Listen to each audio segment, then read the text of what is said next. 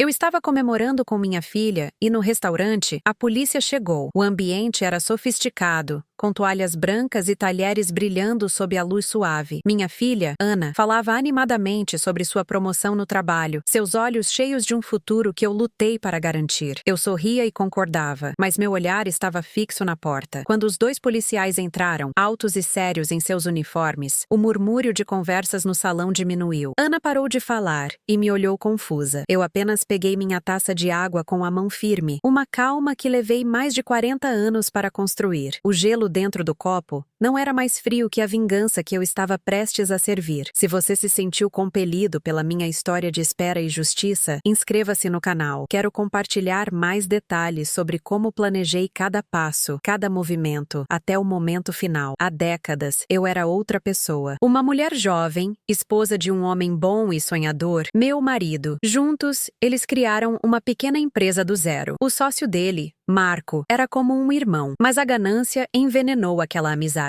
Marco usou documentos falsos para desviar dinheiro e, no fim, roubou a empresa inteira, nos deixando sem nada. A humilhação e o estresse levaram meu marido cedo demais. Enquanto Marco construía um império sobre as ruínas de nossa vida, tornando-se um homem respeitado na cidade, eu juntei os cacos. Criei nossa filha com o pouco que tínhamos, trabalhando em silêncio, alimentando uma chama fria de justiça no meu peito. Não era ódio, era uma promessa. Minha arma nunca foi barulhenta. Era um único documento, uma folha de papel amarelada pelo tempo. Na época da traição, em meio à bagunça de fechar o escritório, eu encontrei um rascunho do contrato fraudulento que Marco esqueceu de destruir. Como arquivista, eu sabia o poder de uma prova bem guardada. Por 42 anos, aquele papel ficou escondido num fundo falso de uma caixa de costura. Ele sobreviveu a 2 mudanças e ao teste do tempo. Era a semente da ruína de Marco, e eu a reguei com paciência, esperando o momento certo para que ela finalmente brotasse. Eu esperei ele chegar ao topo, ao auge de sua glória, porque a queda seria muito maior. Hoje era esse dia. Horas antes de vir ao restaurante, eu fiz uma ligação anônima para as autoridades. Com a voz calma, relatei um antigo caso de fraude, fornecendo detalhes que só alguém de dentro saberia. Depois, enviei uma cópia digitalizada daquele documento para um contato seguro na polícia. A celebração com Ana não era apenas pela sua promoção. Era pelo fim da minha longa espera. Era o ponto final de uma história de dor e a restauração da honra do meu marido. Cada garfada na minha salada, cada gole de água, era um passo calculado no meu grande plano. Eu não sentia nervosismo, apenas uma imensa sensação de propósito sendo cumprido. Os policiais não olharam em nossa direção. Eles caminharam com passos firmes pelo salão, passando por mesas de casais e famílias. Ana me perguntou em um sussurro o que estava acontecendo. Eu coloquei um dedo nos lábios e apontei com o queixo. Do outro lado do restaurante, numa mesa grande e barulhenta, estava Marco. Ele ria alto, cercado por pessoas que o admiravam. Estava no topo do seu mundo, exatamente como eu planejei. Os policiais pararam ao lado de sua mesa. O riso dele morreu na garganta. A confusão em seu rosto foi o primeiro pagamento da minha longa dívida. Ele tentou manter a pose, sorrindo para os policiais como se fossem velhos amigos. Mas o sorriso desapareceu quando um deles falou algo baixo em seu ouvido. Vi a cor sumir de seu rosto. As mãos, que antes seguravam uma taça de vinho caro, agora tremiam. As pessoas em sua mesa ficaram em silêncio, os olhares indo dele para os policiais. A humilhação foi pública, silenciosa e devastadora. Ele se levantou devagar. Um homem poderoso, de repente reduzido a um criminoso comum, sendo escoltado para fora de um restaurante de luxo. Ninguém aplaudiu sua queda, mas o silêncio era mais pesado que qualquer vaia. Ana me olhou, seus olhos arregalados de compreensão. "Mãe, foi você?" ela perguntou, a voz quase inaudível. Eu assenti lentamente. "Isso foi pelo seu pai", eu disse, minha voz firme, sem um pingo de arrependimento. "A justiça às vezes demora, minha filha, mas se você for paciente, ela sempre chega." Peguei a mão dela sobre a mesa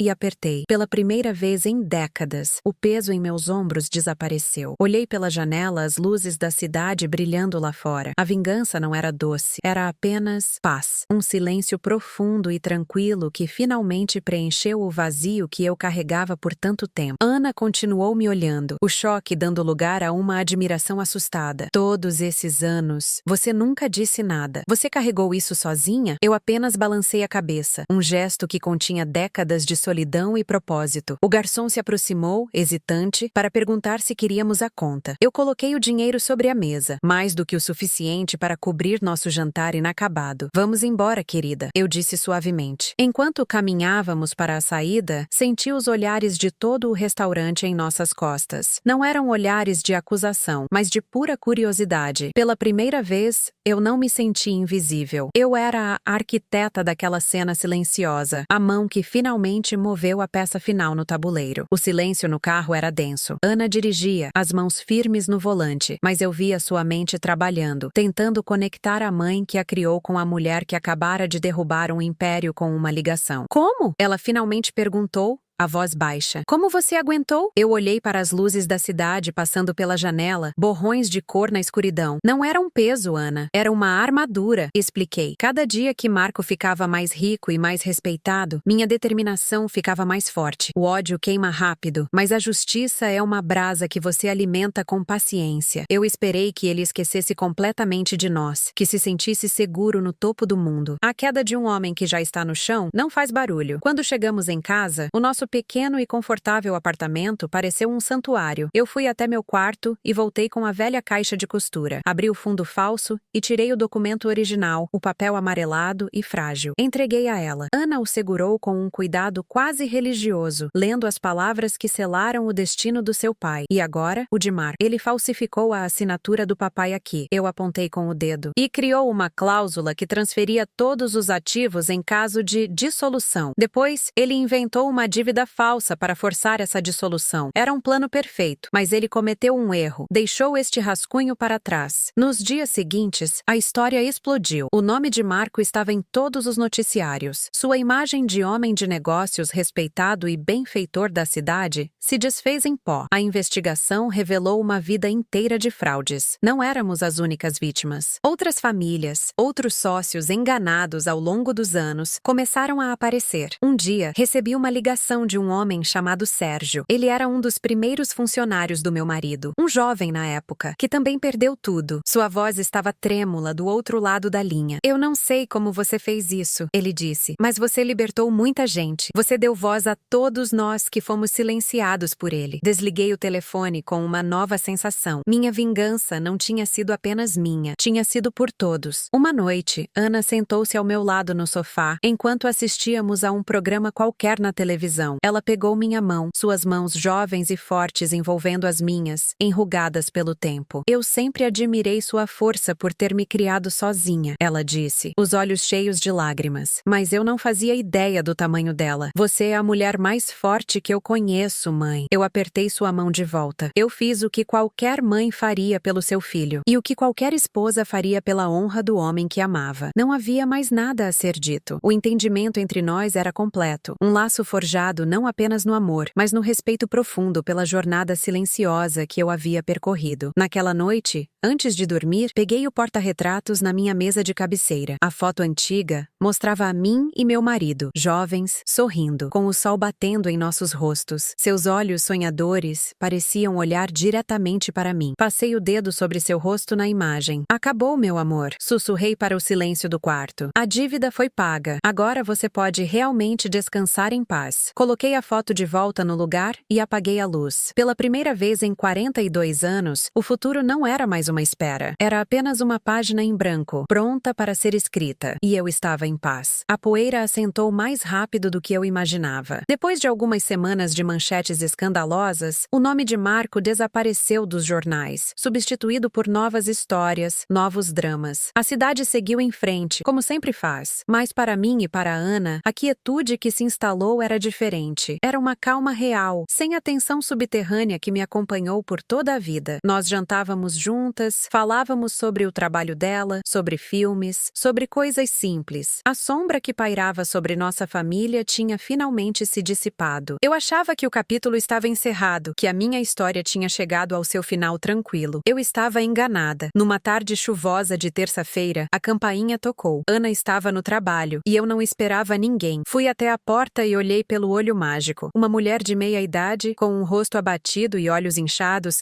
estava parada no corredor. Eu não a reconheci de imediato, mas algo em sua postura me pareceu familiar. Abri a porta. Era Sônia, a esposa de Marco. Ela usava roupas simples e seu cabelo estava preso de qualquer jeito. A imagem de mulher rica e poderosa que eu via nas colunas sociais tinha desaparecido. Na minha frente, havia apenas uma pessoa quebrada. Posso entrar? Ela pediu, a voz baixa e rouca. Eu hesitei por um segundo, mas assenti. Ela sentou-se na beirada do meu sofá, as mãos juntas no colo como se estivesse com frio. O silêncio era pesado. Eu não vim aqui para brigar ou para te acusar, ela começou, olhando para as próprias mãos. O que meu marido fez foi monstruoso. Ele não destruiu apenas a sua vida. Ele mentiu para mim por todos esses anos. A nossa vida era uma farsa construída sobre a dor de outras pessoas. Eu apenas escutava, sem saber o que dizer. Parte de mim sentia pena dela. Outra parte ainda via a mulher que desfrutou do dinheiro roubado do meu marido. Mas eu preciso que você saiba de uma coisa, ela continuou, finalmente levantando os olhos para mim. Não era tão simples como você pensa. Eu franzi a testa. O que não era simples? Ele usou um documento falso para roubar tudo o que tínhamos. Sim, ele fez, Sônia concordou. Mas o que talvez você não saiba é por que seu marido assinou aquele primeiro rascunho. Por que ele deu a Marco a oportunidade? Ela respirou fundo, como se as palavras fossem difíceis de sair. Naquela época, a empresa de vocês estava com problemas. Um grande projeto deu errado. Seu marido, para salvar o negócio, pegou um atalho. Ele usou um material mais barato, de qualidade inferior,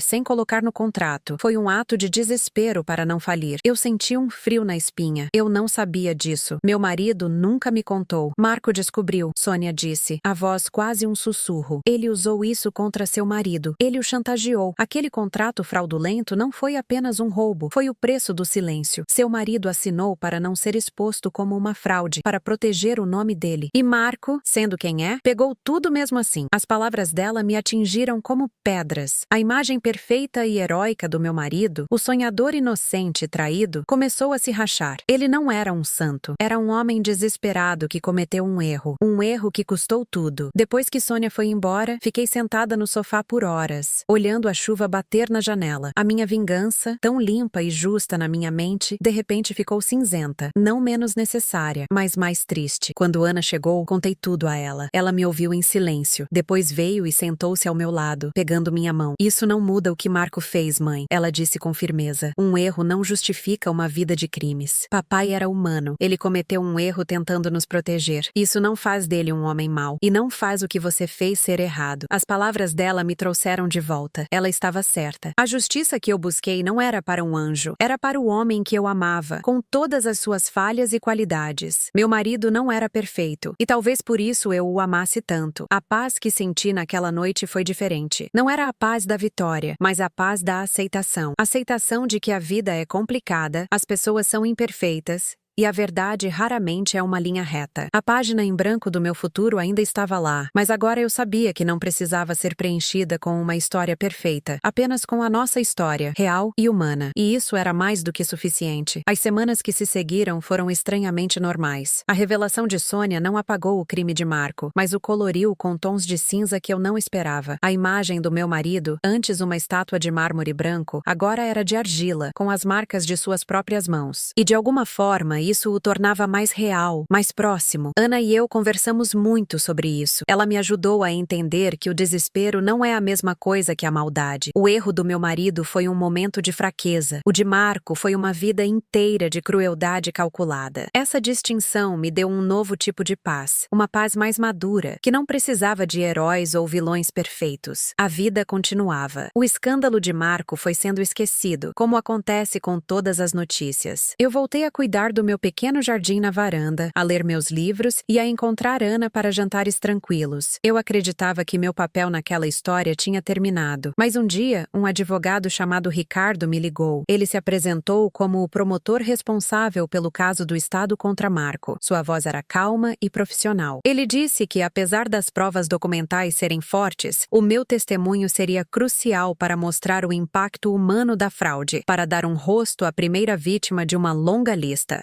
Senti um gelo no estômago. Voltar àquele passado, não apenas na minha memória, mas em um tribunal diante de estranhos, parecia uma tarefa impossível. Ricardo foi claro, ele precisava da história completa, desde o início, e eu sabia o que isso significava. Eu teria que falar sobre o erro do meu marido, teria que expor a falha que ele tentou esconder e que Marco usou para destruí-lo. A honra que eu lutei tanto para restaurar, de repente, parecia frágil de novo. Naquela noite, não consegui dormir. A ideia de manchar publicamente a memória do homem que eu amava era torturante. Contei a Ana sobre a ligação, minha voz mais insegura do que esteve em décadas. Ela me ouviu com atenção, depois segurou minhas mãos. Mãe, contar a verdade não mancha a memória do papai, ela disse com uma firmeza suave. Mostra que ele era um homem real, não uma lenda. Mostra a pressão que ele estava sofrendo. Isso não o torna culpado pelo que Marco fez. Na verdade, torna o crime de Marco ainda pior, porque ele explorou a fraqueza de um amigo desesperado. As palavras dela foram como uma luz em um quarto escuro. Ela estava certa. A verdade inteira era a única justiça real. No dia do testemunho, eu vesti um vestido simples.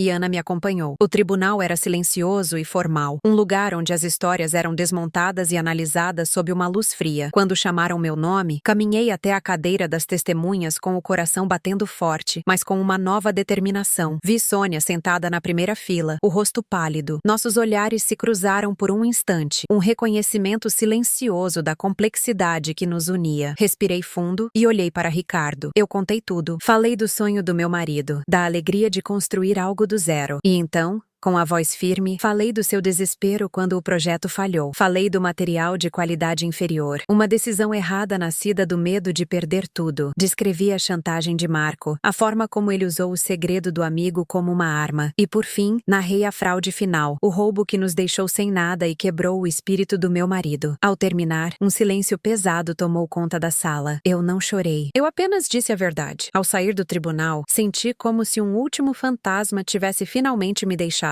A vingança não tinha me libertado por completo. A verdade sim, a verdade inteira, com todas as suas imperfeições. Ana me abraçou forte do lado de fora. Estou tão orgulhosa de você, ela sussurrou. Olhei para o céu da cidade, claro e azul depois de tantos anos de nuvens. A página em branco do meu futuro ainda estava lá, mas agora eu não tinha mais medo de escrever nela. Vamos para casa, eu disse. E pela primeira vez, a palavra casa soava como um começo, não um fim. Os meses seguintes foram como um longo suspiro de alívio. A condenação de Marco foi rápida e definitiva, um ponto final burocrático, em uma ferida de décadas. A paz que se instalou em nossa casa era palpável, como o cheiro de terra molhada depois de uma tempestade. Eu e Ana criamos novas rotinas. Passamos a cuidar juntas de um pequeno jardim na varanda, e aos domingos íamos a um café no centro, The Daily Grind Café, onde falávamos sobre tudo e nada. Pela primeira vez, o futuro parecia um lugar seguro,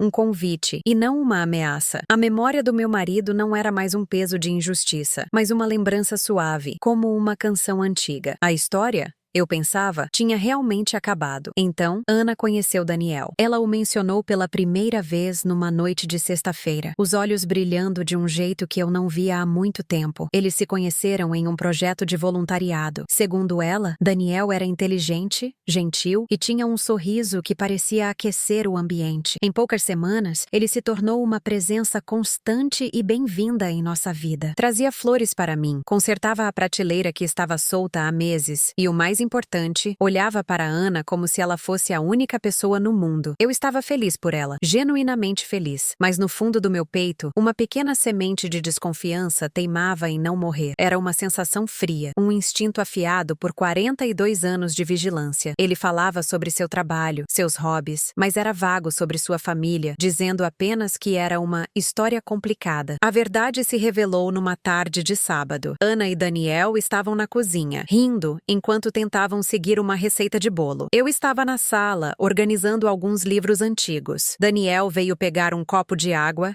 e ao se virar, seu casaco bateu em uma pequena mesa, derrubando sua carteira no chão. Vários cartões e um papel se espalharam. Nós nos abaixamos para juntar as coisas ao mesmo tempo. Minha mão pegou uma fotografia gasta, dobrada nos cantos. Nela, um menino de uns 10 anos sorria, abraçado a um homem. O sorriso do menino era o de Daniel. O do homem eu conhecia melhor do que o meu próprio. Era o rosto de um Marco mais jovem, cheio de uma arrogância que o tempo só aprofundaria. O ar saiu dos meus pulmões.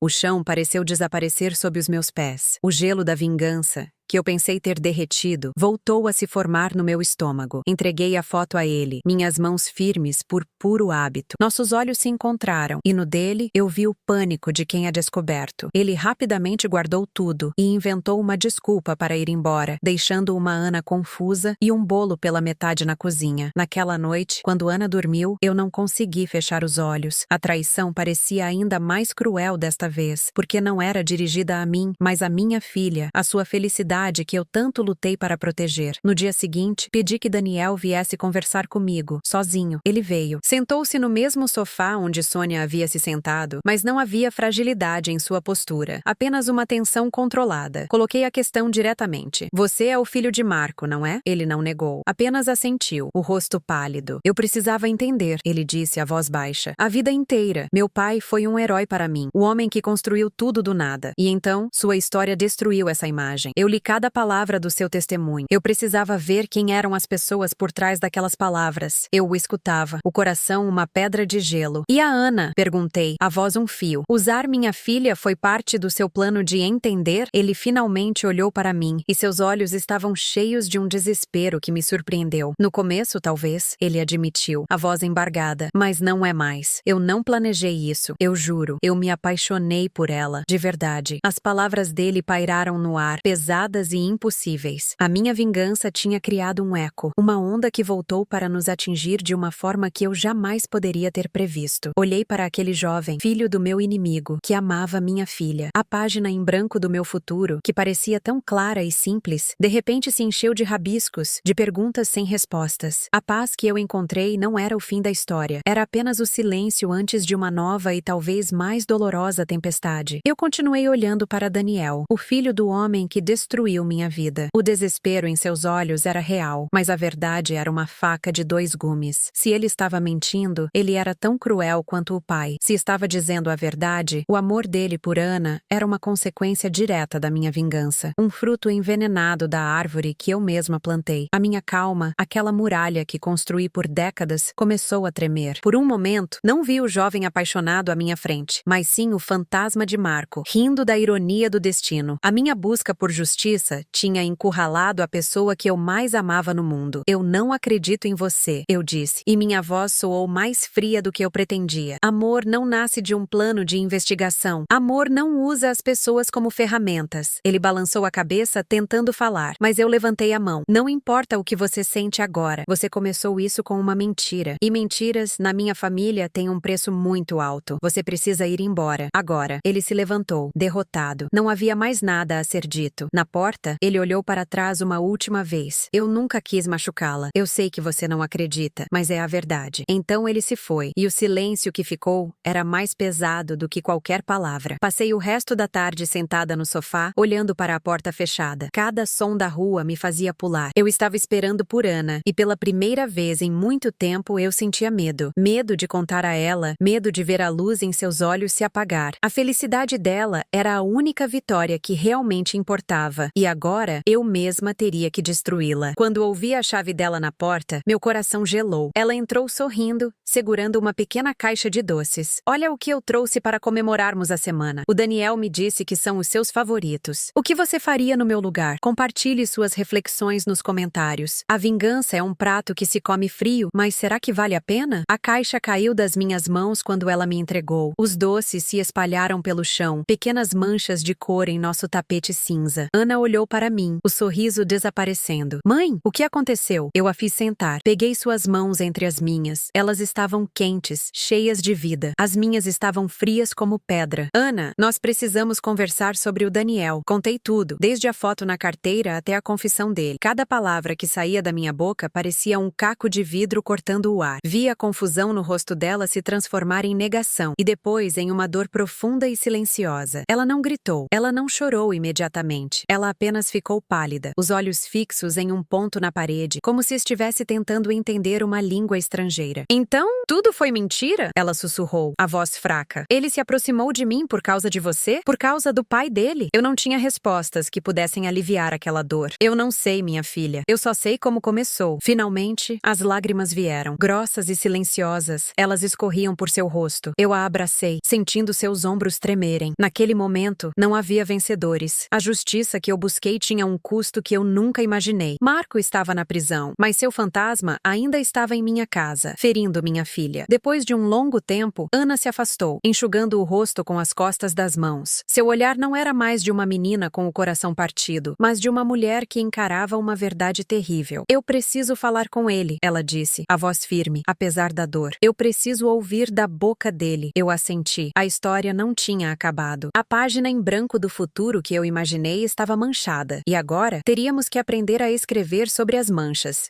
Juntas. Eu concordei, embora cada parte de mim quisesse trancá-la em casa, longe de mais dor. Mas Ana não era mais uma criança para ser protegida. Era uma mulher, forjada na mesma resiliência que eu. No dia seguinte, eu a acompanhei até o The Daily Grind Café, o nosso lugar de domingos felizes, que agora parecia um cenário para uma execução. Sentamos em uma mesa no canto e eu pedi apenas um chá, sentindo que não conseguiria engolir nada. Ana estava quieta, as mãos cruzadas sobre a mesa, o olhar fixo na porta. Quando Daniel entrou, ele parecia mais velho do que há 2 dias. Havia olheiras sob seus olhos, e sua postura confiante tinha desaparecido, substituída por uma hesitação dolorosa. Ele nos viu e caminhou até nossa mesa. Obrigado por vir, ele disse, a voz rouca, sem se atrever a olhar para mim. Seus olhos estavam apenas em Ana. Eu precisava ouvir de você, ela respondeu, a voz sem emoção, uma calma que me assustou e me encheu de orgulho ao mesmo tempo. Tudo, do começo. Eu me mantive em silêncio, uma espectadora na peça que minha vingança havia escrito. Daniel sentou-se. Ele contou como cresceu idolatrando o pai, Marco, o homem que parecia ter o toque de Midas. Contou sobre o choque e a vergonha quando a história veio à tona, destruindo a imagem de seu herói. Ele disse que no início, sua única intenção era entender. Ele queria conhecer as pessoas que seu pai havia destruído, talvez para encontrar uma falha nelas, algo que justificasse as ações de Marco. Ele se voluntariou no mesmo projeto que Ana de propósito. Foi tudo calculado. Ao dizer isso, vi a dor cruzar o rosto da minha filha, uma contração quase imperceptível. E quando isso mudou? Ana perguntou,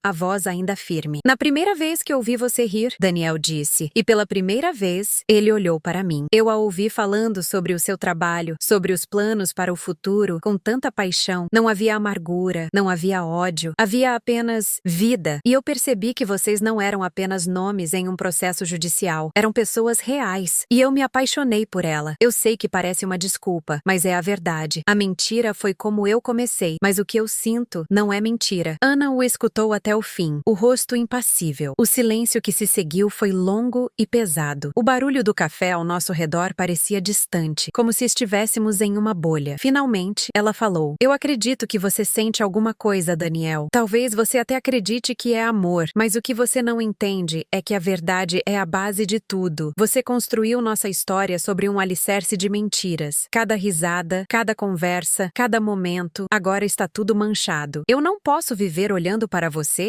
e me perguntando qual parte era real e qual parte era sua investigação. Ela se levantou. A dor que você sente pela queda do seu pai não anula a dor que você me causou. Eu preciso que você fique longe de mim, longe de nós. Ela não esperou por uma resposta. Apenas se virou e caminhou para fora do café, a cabeça erguida. Daniel ficou sentado, o rosto enterrado nas mãos. Eu o olhei por um último segundo. O filho do meu inimigo, agora apenas um jovem com o coração partido. Não senti satisfação. Senti apenas um vazio imenso, o eco da minha vitória. Deixei dinheiro na mesa para pagar pelo chá intocado e saí. Encontrei Ana do lado de fora, olhando para o movimento da rua, as lágrimas finalmente escorrendo por seu rosto. Eu a abracei, e ela se agarrou a mim. Acabou, mãe? Ela sussurrou contra meu ombro. Eu alisei seus cabelos. A vingança tinha acabado há muito tempo. A guerra de Marco e do meu marido tinha terminado, mas as consequências, as ondas que se espalham de uma pedra jogada na água, essas nunca terminam de verdade. Elas apenas ficam mais suaves com o tempo. Sim, minha filha, eu menti suavemente. Agora acabou. Mas eu sabia que a página em branco que eu tanto desejava não existia mais. O que tínhamos era uma página cheia de cicatrizes. E nosso trabalho, a partir daquele dia, seria aprender a desenhar flores ao redor delas. As semanas seguintes foram um teste silencioso. O fantasma de Daniel e Marco pairava em nossa casa, uma presença fria nos cantos dos cômodos. Ana mergulhou no trabalho com uma dedicação feroz, usando sua promoção como uma armadura. Eu a observava, fazendo suas comidas favoritas, deixando um chá quente em sua mesa de trabalho à noite. Pequenos gestos que diziam, estou aqui, sem precisar de palavras. A dor dela era uma ferida que eu não podia curar, apenas ajudar a limpar. Certo dia, enquanto arrumava uns papéis antigos, precisei fazer algumas ligações para fechar de vez aquele capítulo. Falei com o nosso advogado, Ricardo, um homem de poucas palavras e muita eficiência. Ele confirmou que os bens de Marco seriam liquidados para pagar as dívidas e as reparações, incluindo uma quantia simbólica para nossa família, a qual eu decidi doar inteiramente para uma instituição de caridade. Não queria o dinheiro dele. Minha vingança nunca foi sobre finanças. Então, liguei para Sônia, minha velha amiga, a única que sabia do meu plano. Foi ela quem me conectou com as pessoas certas. Acabou, Zuleika? Ela perguntou do outro lado da linha, sua voz carregada de uma preocupação genuína. Para mim, sim, respondi, olhando para o corredor onde Ana passava, concentrada em uma chamada de vídeo de trabalho. Mas a conta sempre chega para todos. Também precisei contatar as outras pessoas que me ajudaram a montar o quebra-cabeça. Liguei para Amor, que havia recuperado os registros digitais da antiga empresa. Falei com ele para garantir que todas as cópias fossem destruídas. Mostra e Como, dois pesquisadores discretos que localizaram testemunhas da época, também confirmaram que seus trabalhos estavam concluídos. Cada ligação era um fio que eu cortava, me desconectando daquele passado sombrio. Eu estava desfazendo a teia que levei 42 anos para construir. A verdadeira mudança aconteceu numa tarde de sábado, cerca de um mês depois. Eu estava na cozinha quando a campainha tocou. Era um entregador com uma pequena caixa de papel pardo. O endereço estava impresso, mas o nome de Ana estava escrito à mão, com uma caligrafia cuidadosa e familiar. Meu coração afundou. Era de Daniel. Chamei Ana, que veio da sala com uma expressão curiosa. Quando ela viu a caixa, seu rosto perdeu a cor. Ela a pegou com as mãos trêmulas e a observou por um longo momento. Eu prendi a respiração, esperando uma explosão de lágrimas ou de raiva. Mas Ana fez algo que eu não esperava. Sem dizer uma palavra, ela caminhou até a lixeira da cozinha, levantou a tampa e simplesmente deixou a caixa cair lá dentro. O som do papelão batendo no fundo foi o barulho mais alto que eu já ouvi. Ela não a abriu, não leu o que quer que estivesse escrito ali. Ela se virou para mim e, pela primeira vez em semanas, vi um brilho de sua antiga luz em seus olhos. Não era felicidade, ainda não, mas era resolução. Vamos pedir uma pizza hoje? Ela disse, a voz um pouco instável, mas firme. Acho que merecemos. Naquela noite, sentadas no sofá comendo pizza direto da caixa, como fazíamos quando ela era pequena, eu soube que tínhamos virado uma página. As cicatrizes ainda estavam lá, profundas e dolorosas. Mas Ana não estava mais olhando para elas. Ela estava olhando para frente. E eu, que passei metade da minha vida olhando para o passado, finalmente senti que podia fazer o mesmo. A paz que eu encontrei não era a página em branco que eu sonhava, cheia de nada. Era algo muito melhor. Era uma página cheia de rabiscos e manchas, sim, mas agora tínhamos espaço e lápis de cor para desenhar um novo futuro ao redor delas, juntas. A minha vingança tinha terminado, mas a nossa vida, a vida de verdade, estava apenas recomeçando. Os meses seguintes foram como uma manhã de neblina, onde o sol tenta aparecer, mas a névoa ainda é grossa. Nossa rotina era tranquila, silenciosa até demais. Eu preparava o café, Ana ia para o trabalho e a casa ficava vazia, cheia dos ecos de uma batalha que já tinha acabado. A vingança tinha sido o motor da minha vida por tanto tempo que, sem ela, eu me sentia à deriva. Eu não era mais uma general planejando o próximo movimento. Era apenas uma mulher em uma casa quieta, aprendendo a conviver com a paz. Ana, por sua vez, construía sua própria fortaleza. Ela trabalhava longas horas, saía com amigos nos fins de semana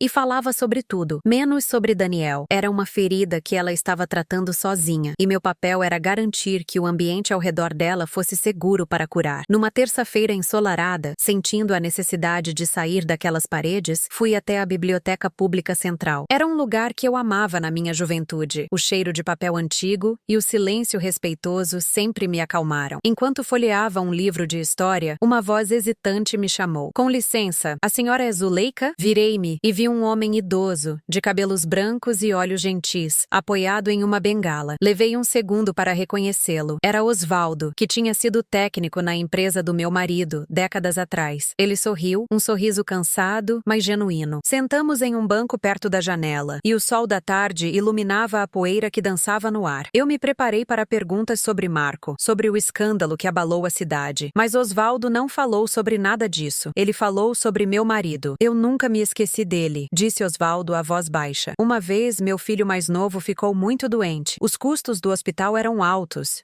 E eu estava desesperado. Fui falar com seu marido para pedir um adiantamento, morrendo de vergonha. Ele nem piscou. Apenas abriu a gaveta, me deu o dinheiro e disse: "A família vem primeiro, Osvaldo. Cuide do seu menino." Ele nunca me cobrou de volta. As lágrimas encheram meus olhos. Por 42 anos, a memória do meu marido esteve embrulhada na traição, na dor e na injustiça. Eu tinha me esquecido do homem por trás da tragédia. Osvaldo me devolveu um pedaço dele, o pedaço mais importante. Naquela noite, enquanto jantávamos, contei para Ana sobre o encontro. Enquanto eu falava, vi algo mudar em seu rosto. A tensão em seus ombros pareceu diminuir. Pela primeira vez em meses, falamos sobre o pai dela, sem que a sombra de Marco estivesse presente na sala. Falamos sobre sua risada, sobre como ele gostava de jardinagem e sobre seu otimismo incurável. Estávamos resgatando quem ele era, tirando-o das garras da narrativa da vingança. Ana ficou em silêncio por um momento, mexendo na comida. Então, ela levantou o olhar para mim e seus olhos brilhavam com uma ideia. "Mãe, e aquele dinheiro da reparação? O que o advogado Ricardo disse que receberíamos?" Eu confirmei que tinha planejado doar tudo. "E se a gente fizesse algo diferente?" Ela continuou. "Algo que o pai realmente faria. Sua ideia era simples e perfeita. Usaríamos aquele dinheiro para criar um pequeno fundo no centro comunitário do nosso bairro. Um fundo para ajudar jovens empreendedores, pessoas com um sonho e uma boa ideia, mas sem recursos para começar. Exatamente como meu marido e Marco tinham sido no início, antes da ganância estragar tudo. Era uma forma de transformar o fim feio da história dele em um belo começo para outras pessoas." Na semana seguinte, fomos juntas ao centro comunitário. Enquanto assinávamos os papéis com a diretora, uma mulher simpática chamada Helena, senti um peso sair das minhas costas. Um peso que eu carregava há quase toda a minha vida. A justiça que eu busquei na prisão de Marco foi fria e final, mas esta, a justiça de criar, de ajudar, de construir algo positivo a partir da dor, era quente e viva. Olhei para Ana, que sorria para mim. As cicatrizes em seu coração ainda estavam lá, assim como as minhas. Mas, naquele momento, eu soube que não precisávamos mais desenhar flores ao redor delas. Nós nos tornamos o próprio jardim. O tempo passou, não como um rio, mas como a terra que assenta depois de um tremor. O primeiro ano do fundo que criamos em nome do meu marido foi um aprendizado. Vimos de perto a faísca nos olhos de jovens cheios de ideias, a mesma faísca que eu lembrava de ver no meu marido há tantos anos. O primeiro projeto que apoiamos foi o de um jovem chamado Lucas, que queria abrir uma pequena oficina para consertar aparelhos eletrônicos antigos. Ele falava com tanto carinho sobre os circuitos e peças, sobre dar uma nova vida a objetos que outros jogariam fora. Ana cuidava da parte burocrática com uma competência que me enchia de orgulho, enquanto eu conversava com os candidatos, ouvindo suas histórias. Cada plano de negócios que líamos, cada pequena vitória deles, era como plantar uma árvore no solo onde antes só havia amargura. A alegria que eu sentia ao ver o negócio de Lucas prosperar era quente, real. Era o oposto da satisfação fria e vazia que senti ao ver Marco ser levado pela polícia. A vingança tinha sido um ponto final. Isso era uma vírgula. O começo de novas frases. A vida tinha encontrado um novo ritmo, um que não era mais ditado pela espera. Numa tarde de outono, eu estava sentada em um banco de praça, lendo um livro, quando uma mulher se aproximou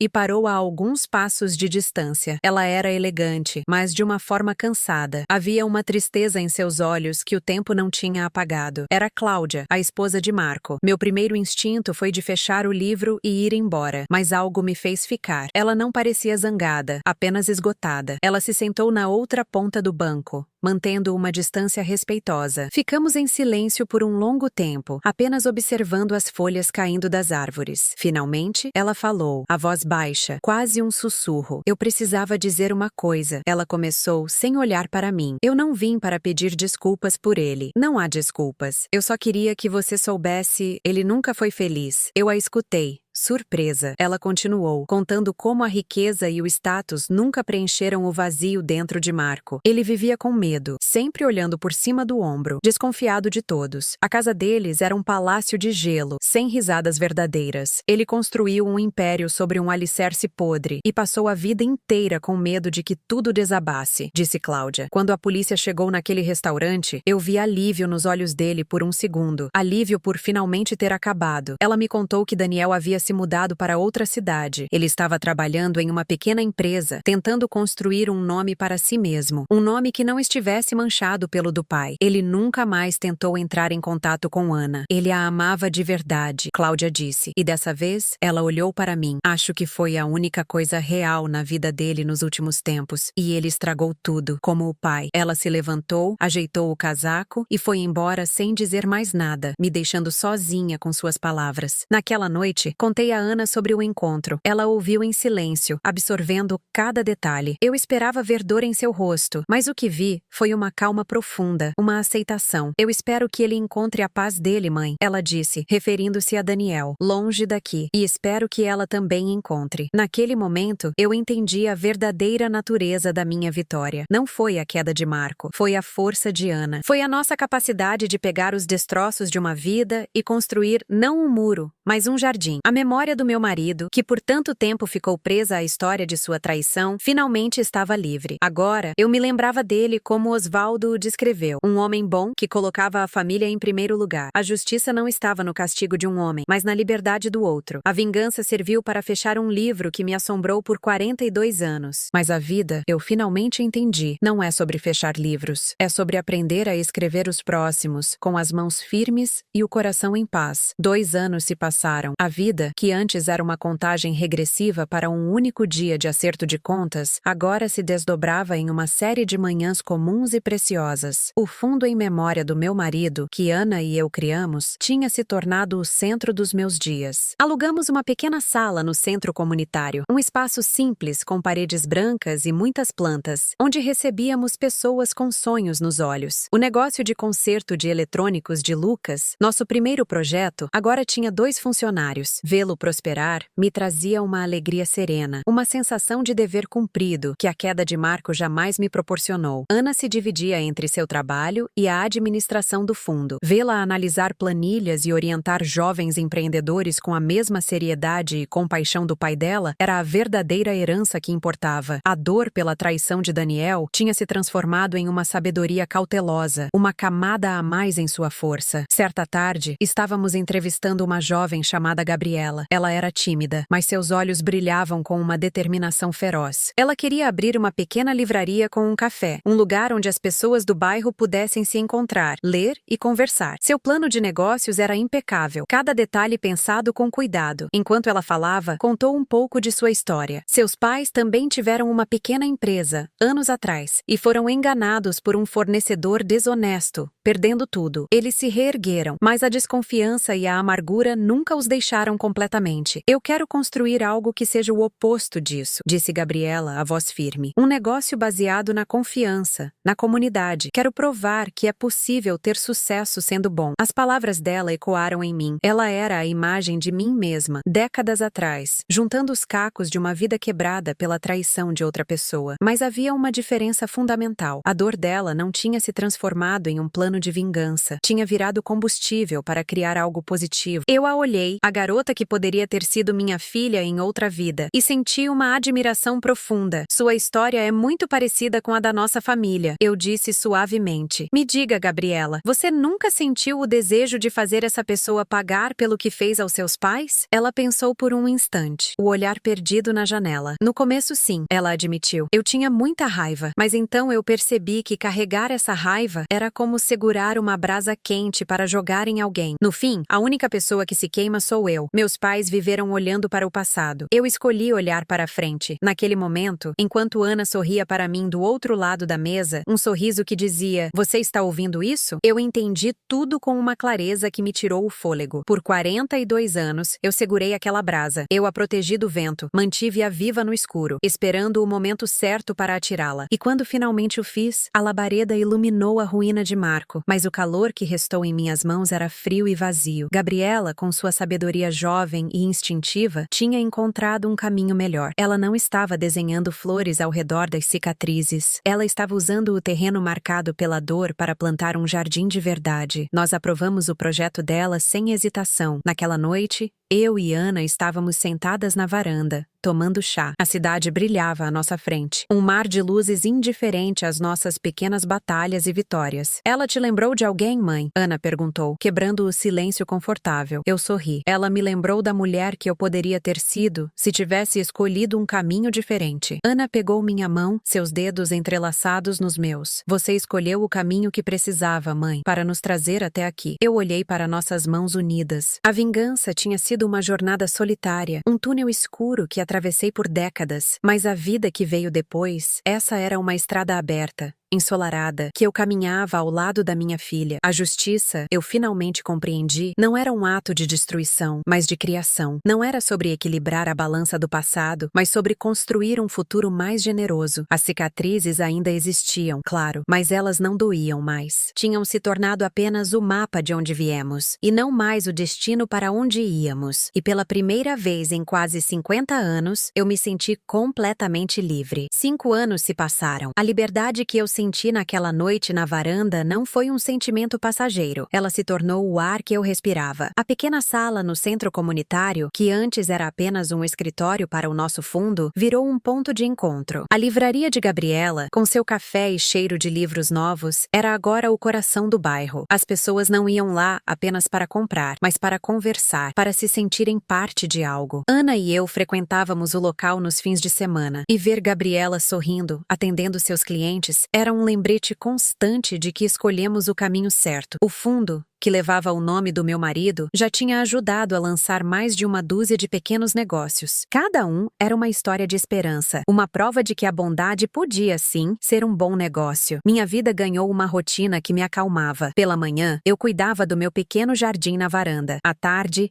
ia para o centro comunitário. Eu não era mais uma estrategista remoendo o passado, era uma ouvinte. As pessoas vinham até mim não apenas com planos de negócios, mas com suas vidas, seus medos e seus sonhos. E eu ouvia, oferecendo um chá e a experiência de quem já viu o pior e sobreviveu para construir o melhor. Ana, por sua vez, floresceu de uma maneira que eu mal ousava sonhar. A cautela que a traição de Daniel lhe impôs não a tornou amarga, mas sábia. Ela conheceu um homem, Ricardo, um arquiteto calmo e gentil que a amava por quem ela era, com todas as suas cicatrizes. Vê-los juntos, construindo algo novo com respeito e paciência, era a paz que eu não sabia que ainda precisava encontrar. Numa tarde chuvosa de outono, eu estava organizando alguns arquivos quando Sônia, minha velha amiga, apareceu com um guarda-chuva pingando e 2 copos de café. Sentamos perto da janela, observando a chuva lavar as ruas. Ela me entregou um envelope pardo, sem remetente. "Chegou para mim, mas é para você", ela disse com um olhar sério. Meu coração não disparou. Apenas senti uma curiosidade tranquila. Dentro, havia um único recorte de jornal, de uma cidade distante. Era um pequeno artigo sobre a inauguração de um centro de reabilitação para jovens, fundado por um empresário local. A foto mostrava um homem de meia idade, com um sorriso cansado, mas genuíno. Era Daniel. O artigo mencionava brevemente que ele havia superado um passado familiar complicado e dedicava sua vida a ajudar outros a fazerem o mesmo. Eu li o artigo 2 vezes. Não senti nada além de um distante reconhecimento. Era como ler sobre um personagem de um livro que eu tinha terminado há muito tempo. Dobrei o papel e o coloquei de volta no envelope. Ele encontrou o caminho dele, eu disse para Sônia, mais como uma constatação do que como uma opinião. Ela concordou com a cabeça. E você encontrou o seu. Ficamos em silêncio, bebendo nosso café, enquanto a chuva diminuía. Aquele pedaço de papel não era uma assombração do passado, mas a confirmação final de que todas as pontas daquela história sombria haviam sido amarradas. Cada pessoa tinha seguido seu caminho, carregando o peso de suas próprias escolhas. Marco tinha encontrado seu fim, Cláudia sua paz resignada, Daniel sua redenção e nós, nossa vida. Naquela noite, mostrei o recorte para Ana. Ela o leu com a mesma calma que eu senti. Seus olhos não demonstraram dor, apenas uma aceitação serena. Fico feliz por ele, ela disse simplesmente. E então, ela mudou de assunto, falando sobre os planos para o jantar de noivado dela e de Ricardo. O passado não tinha mais poder sobre nós. Não era algo a ser esquecido, mas estava em seu devido lugar, atrás de nós. Mais tarde, enquanto lavava a louça, olhei pela janela da cozinha. As luzes da cidade brilhavam, indiferentes e belas. Pensei no meu marido. A imagem dele em minha mente não era mais a do homem traído e derrotado. Era a do jovem sonhador, de olhos brilhantes, me mostrando o primeiro projeto da empresa deles. A vingança tinha sido para honrar sua morte, mas a vida que construímos depois, essa sim, foi para honrar a vida dele. E essa era a única justiça que realmente importava. A vingança é um prato que se serve frio, e eu esperei décadas para saboreá-lo. Se minha jornada te ensinou algo sobre paciência e justiça, compartilhe este relato com quem precisa.